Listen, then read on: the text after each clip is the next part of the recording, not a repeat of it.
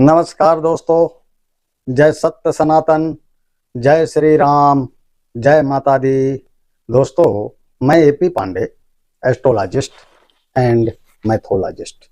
AP Pandey की पाठशाला में आप सभी मित्रों का दिल से स्वागत है। कैसे हैं आप सब? आशा करता हूं कि स्वस्थ होंगे, मस्त होंगे। दोस्तों, आज पाठशाला में हम बताएंगे दशहरा के विषय में। दशहरा हम सब हर साल मनाते हैं और कहते हैं बुराई पे अच्छाई की जीत हुई। क्या रावण के पुतला को जला देने से अच्छाई की जीत हो जाएगी? हमें पहले अपने अंदर के रावण को मारना होगा। और रावण, मैं तो ये कहता हूं कि जो बुराइयां रावण में थीं, उतने बुरे काश आज के इंसान हो जाए।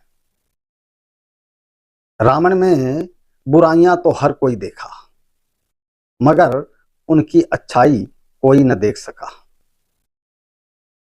मैं मानता हूं कि रावण बुरा था। माता सीता को हरण किया, भगवान राम से युद्ध किया। बुराइयां थीं उसमें, लेकिन कुछ अच्छाइयां भी थीं। आज मैं रावण की 5 अच्छाइयां बताऊंगा।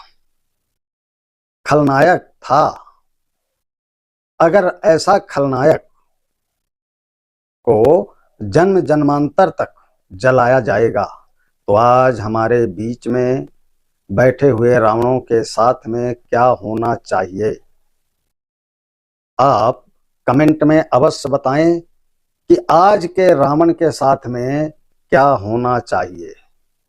तो चलिए, हिंदू धर्म में बुराई पर अच्छाई के प्रतीक माने जाने वाले दशहरा या फिर कहें विजयदशमी का पावन पर्व अब बहुत धूमधाम से मनाया जाता है।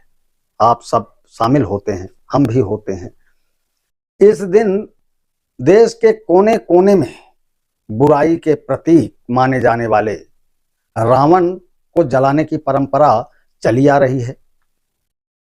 लेकिन क्या आपको रामायण के इस प्रमुख पात्र से जुड़े रोचक तथ्य पता हैं? पता होंगे। यदि नहीं पता है तो हम आज आपको बता रहे हैं। क्या आप जानते हैं कि आखिर रावण को दशानन क्यों कहते हैं? क्या आपको पता है कि तमाम बुराइयों के बाद भी लंकापति रावण में कई ऐसी खूबियां भी थीं जो आज भी लोगों को सीख देती है? दोस्तों, आइए रावण से जुड़े कुछ रोचक तथ्यों के बारे में विस्तार से जानते हैं। आज से वर्ष 7129 वर्ष पूर्व हुए थे भगवान राम। अर्थात उनका जन्म 5114 ईस्वी पूर्व हुआ था। उन्हीं के काल में हुआ था दशानन का, रावण का जन्म। राम तो बहुत मिल जाएंगे, लेकिन रावण नाम का दूसरा कोई नहीं मिलेगा। रावण एक था, उसके बाद शायद कोई अपने बेटे का रावण नाम नहीं रखा है। उपनाम रखते हुए मैं कई लोगों को देखा हूं, लेकिन जैसे वो भीम आर्मी का है एक, वो रावण लिखता है, लेकिन रावण का एक भी गुण नहीं है उसमें। खैर, वो हुई राजनीति की बात। मैं राजनीति में जाना नहीं चाहता। तो रावण एक कुशल राजनीतिज्ञ, सेनापति और वास्तुकला का मर्मज्ञ होने के साथ साथ बहुविद्याओं का जानकार था। दोस्तों, उसे मायावी इसलिए कहा जाता था कि वह इंद्रजाल, तंत्र, सम्मोहन और तरह तरह के जादू जानता था। उसके पास एक ऐसा विमान था जो अन्य किसी के पास नहीं था। इन सभी के कारण सभी उससे भयभीत रहते थे। ब्रह्मा जी के पुत्र पुलस्त ऋषि हुए। उनका पुत्र विश्वश्रवा हुआ। विश्रवा की पत्नी, पहली पत्नी भरद्वाज की पुत्री देवांगना थी, जिसका पुत्र कुबेर था। विश्रवा की दूसरी पत्नी दैत्यराज सुमाली की पुत्री कैकसी थी, जिसकी संतानें रावण, कुंभकर्ण और विभीषण थी। जैन शास्त्रों में रावण के प्रति नारायण से युद्ध के लिए बताया गया है कि नारायण से युद्ध हुआ। जैन धर्म में 64 सलाखा पुरुषों में रावण की गिनती की जाती है। रावण में 5 अच्छाइयां क्या आपने क्या कभी सोचा है? गौर दशानन रावण को महान ज्ञानी भी माना जाता है। स्वयं श्री राम ने लक्ष्मण से कहा था कि मृत्यु शैया पर पड़े रावण से जाकर कुछ ज्ञान ले लें। आज हम आपको रावण की कुछ ऐसी खूबियां बता रहे हैं जो आपके लिए प्रेरणादायी होंगी। रावण इतना पराक्रमी और ज्ञानी था कि उसे मारने के लिए खुद भगवान को अवतार लेना पड़ा। दरअसल उसने अपने ज्ञान को गलत दिशा दी और वह मारा गया। पर उसके जीवन में कुछ अच्छी बातों को ग्रहण किया जा सकता है। पेश है रावण की 5 आदतें। नंबर 1, जो करो उसमें अपना 100% दो। जो करो उसमें अपना 100% दो। रावण जो करता था पूरी तल्लीनता और श्रद्धा से करता था। उदाहरण के लिए शिव भक्ति, वह भगवान शिव के महान भक्तों में से एक माना जाता है। उसने शिव तांडव स्तोत्र लिखा था। दोस्तों, उसे पढ़कर कोई भी यह जान सकता है कि वह महान कवि था। वह प्रतिदिन अभिषेक के साथ भगवान शिव की पूजा करता था।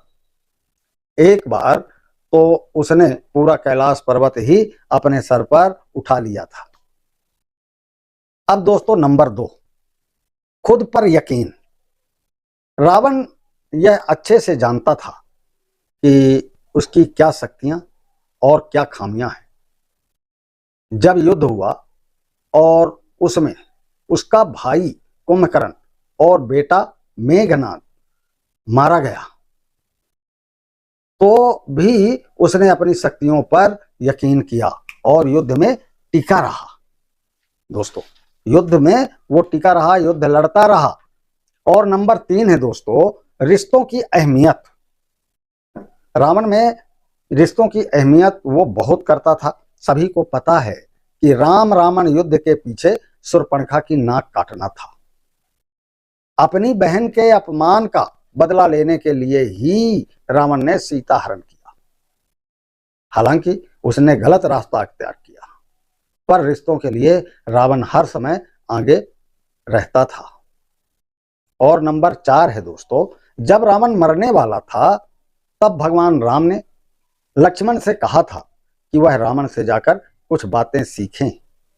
तब रावण ने लक्ष्मण से कहा था, हमेशा याद रखें दोस्तों कि शुभस्य शीघ्रम, यानी अच्छा काम करने में देरी नहीं करनी चाहिए और बुरा काम करने में जितना हो सके उतना बचना चाहिए दोस्तों।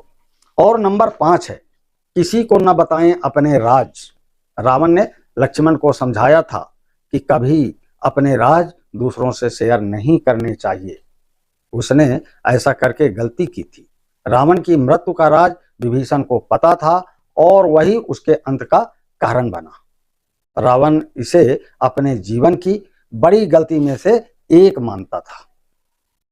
और नंबर 6 बता दूं दोस्तों, नंबर 6 यह है कि रावण सीता जी का हरण करके ले गया था, लेकिन सीता जी को हमेशा पतिव्रता ही रखा था। सीता जी को मां का स्वरूप मानता था वो कभी भी सीता जी की तरफ बुरी नजर से नहीं देखा था।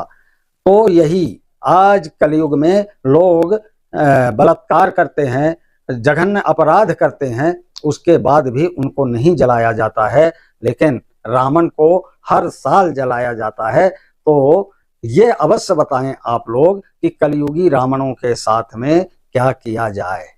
तो जय हिंद, जय भारत, हर हर महादेव, जय श्री राम।